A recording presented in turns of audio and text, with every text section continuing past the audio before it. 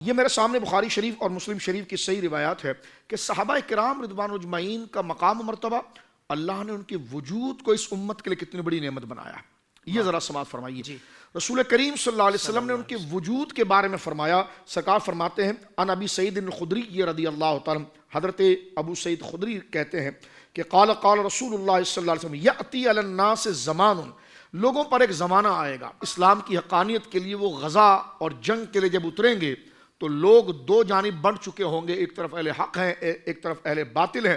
تو اہل حق جو ہیں، اسلام کا جو گروہ ہے اور جماعت ہے اور اسلام کا جو لشکر ہے، وہ اپنے غلبے کے لیے کہ وہ باطل پر غلبہ پا جائے تو وہ اپنی تلواروں پر، وہ اپنے اسلحے پر بھروسہ کرنے کی بجائے پہلی آواز رسول اللہ کریم فرماتے ہیں کیا لگائیں گے؟ وہ کہتے ہیں حل فیکم من صاحب رسول اللہ صلی اللہ علیہ وسلم، فرمایا تم میں کوئی رسول اللہ کا صحابی ہے؟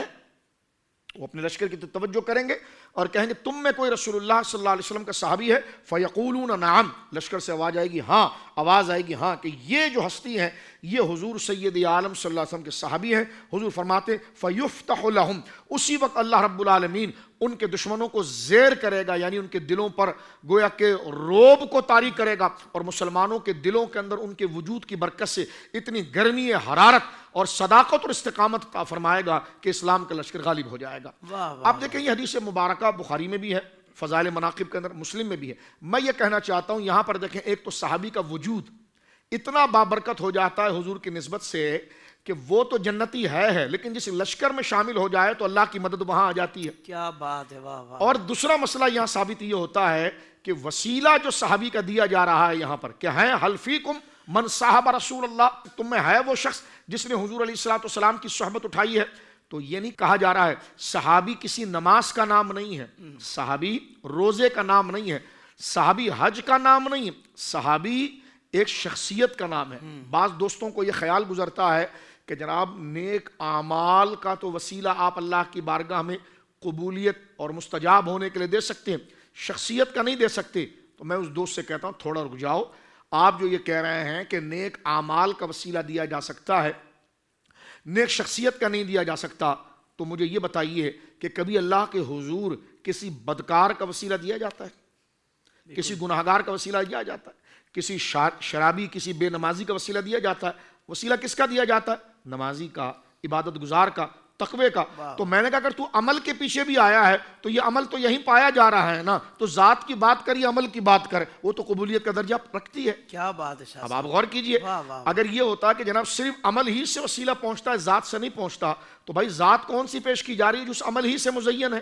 اور وہ عمل ایک بات. اور اس حدیث کے اندر آپ دیکھیے واضح طور پر ہے کہ صحابہ کرام رضوان اللہ اجمعین کے وجود کی برکت سے اللہ رب العالمین جل وعلا مسلمانوں کے لشکروں کے اندر استقامت، جرت، شجاعت کے جذبے کو اٹھائے گا. تو یہ حدیث دو جہتوں سے، ایک تو صحابہ کے وجود کی حرمت ان کے مقام پر، دوسرا نیک لوگوں کا وسیلہ اللہ کی بارگاہ میں دیا جاتا ہے. ہم اہل سنت و اعمال کے بھی قائل ہیں، شخصیت کے بھی قائل ہیں، ٹھیک ہے نا. تو لہذا اگر کوئی صرف اعمال کا ہو، شخصیت کا نہ ہو، تو ہم اس سے پوچھتے بھائی اعمال کس بازار میں ملتے ہیں؟ اللہ اکبر. کوئی نماز الگ سے کہیں ملتی ہے؟ تو بھائی عجیب بات ہوئی کہ نماز کا وسیلہ جناب جو ہے کہ وہ جائز ہو اور جو نمازی اس کا وسیلہ جائز نہ ہو. بلکہ سرکار محدث اعظم رضی اللہ تعالیٰ عنہ کے قول مجھے یاد آیا، محدث اعظم پاکستان مولانا سردار احمد خان صاحب رحمۃ اللہ علیہ نے یہاں پر یہ فرمایا جس نماز کا تم وسیلہ پیش کر رہے ہو وہ تو تمہارے منہ پر بھی ماری جا سکتی ہے. اللہ اکبر. بھائی ظاہر سی بات ہے کہ وہ نماز تو میں نے اور آپ نے پڑھی ہے نا، تو ہماری نماز جو احادیث موجود ہے کہ جناب اگر بندہ نماز کا حق ادا نہ کرے تو وہ نماز اس کے منہ پر مار دی جائے گی. تو کہا ایک عبادت جس کو رد کرنے کا امکان موجود ہے، لیکن ذات مصطفیٰ، کیا اس کے لیے کوئی مسلمان حاشیہ خیال میں سوچ سکتا ہے کہ حضور کی ذات رد ہو جائے گی؟